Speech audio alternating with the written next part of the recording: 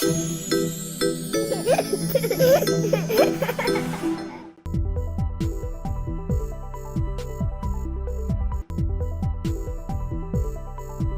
everyone, this is Dr. Sai Pranith Reddy, consultant pediatric intensivist at Paramita Women and Children Hospital, Madinagoda. Today I am going to discuss about the topic when to visit a doctor when there is a head injury. అంటే పీడియాట్రిషియన్ని తలకి దెబ్బ తగిలినప్పుడు ఎలాంటి సిచ్యువేషన్లో అయితే కలిస్తే బాగుంటుంది. ఎందుకంటే యూజువల్గా పుట్టినప్పటి నుంచి ఆల్మోస్ట్ 7-8 years ఏజ్ వరకు పిల్లలు తరచూ దెబ్బలు తగులుతూ ఉంటుంది, తలకి దెబ్బ తగులుతూ ఉంటుంది. ఎస్పెషల్గా ఇన్ఫాంట్స్ 1 year పిల్లలకి బెడ్ నుంచి కింద పడిపోవడము, క్రెడిల్ నుంచి కింద పడిపోవడము, యాక్సిడెంటల్ ట్రామా, ఇట్లా హెడ్ బ్యాంగింగ్ అయినప్పుడు ఇట్లా దెబ్బలు అనేది కామన్గా జరుగుతూ ఉంటుంది అన్నట్టు. So middle of the night కింద పడిండ్రు, నెక్స్ట్ ఏం చేయాలి? So should we be worried or not? So ప్రతిసారి కంపల్సరీ పీడియాట్రిషియన్ కలవాలన్నా, ఏదైనా సిమ్టమ్స్ ఉంటే కలవాలన్నా లేదా, అది నేను డిస్కస్ చేయబోతున్నాను. ఎందుకంటే హెడ్ ఇంజరీ అనేది వెరీ కామన్ ఇన్ చిల్డ్రన్. వాళ్ళకి తరచూ ఆడుకోవడం దీనివల్ల జరుగుతూ ఉంటుంది అన్నట్టు. సో ఎలాంటి టైంలో మనం జాగ్రత్త పడాలి? సో చాలామంది బెడ్ నుంచి పడిపోవడం వల్ల ఏం కాదులే అని కొంతమంది అనుకుంటారు. బట్ యాక్చువల్గా ఎలా ఉంటుందంటే పిల్లల్లో అనేది సాఫ్ట్ బోన్స్ ఉంటుంది అన్నట్టు. సో స్కల్ హార్డ్ ఉండదు. సో ఇలాంటి వాళ్ళకి రిస్క్ ఎలా ఉంటుంది అనేది ఎవరు గెస్ చేయలేరు. ఓకే, ఈవెన్ 1 feet హైట్ నుంచి పడిపోయినా కూడా రిస్క్ ఎక్కువ ఉండొచ్చు. సిమిలర్లీ 10 feet హైట్ నుంచి పడినా కూడా రిస్క్ ఉండకపోవచ్చు. So it can be either way.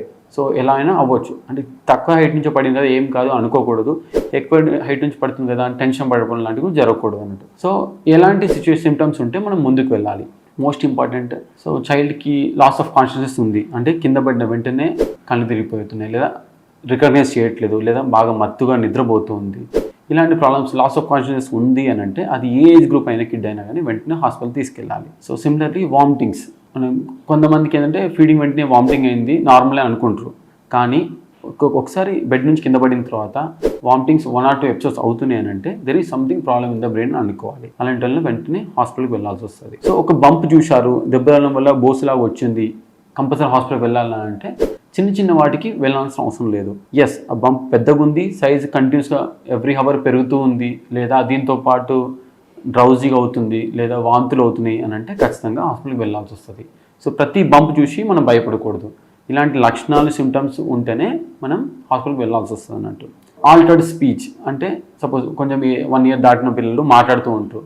So కింద పడిన తర్వాత వాళ్ళు మాట్లాడేది మనకు అర్థం కావట్లేదు, అబ్నార్మల్గా ఉంది మాట్లాడడం అని అంటే there is something happening in the brain అని అర్థం. వెంటనే హాస్పిటల్కి వెళ్ళాల్సి వస్తుంది.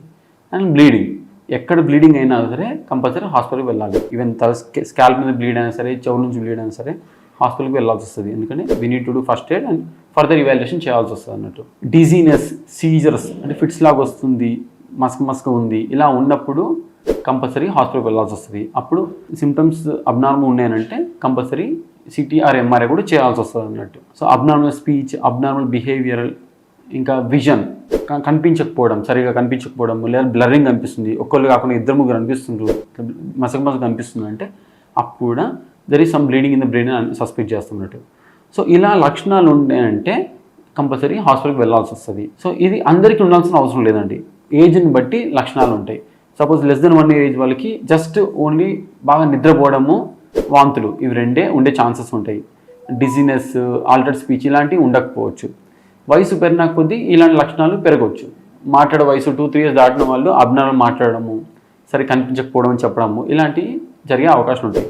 అండ్ మన బయటికి బ్లీడింగ్ కనిపించకపోయినా, కింద పడినరు, ఇలాంటి సిమ్టమ్స్ ఉన్నాయంటే బయటికి మంచిగా ఉన్నా కూడా వెంటనే హాస్పిటల్ తీసుకెళ్ళాలి. ఎందుకంటే ఎర్లీ ఇంటర్వెన్షన్ చేస్తే రికవరీ అనేది బెటర్ ఉంటుంది. బట్ ఎవ్రీ ఫాల్కి భయపడాల్సిన అవసరం లేదు. ఇలాంటి లక్షణాలు ఉన్నప్పుడు మాత్రము కొంచెం జాగ్రత్త పడి ఎర్లీగా ఇంటర్వెన్షన్ చేయడం చాలా యూస్ఫుల్ అవుతుంది. Thank you.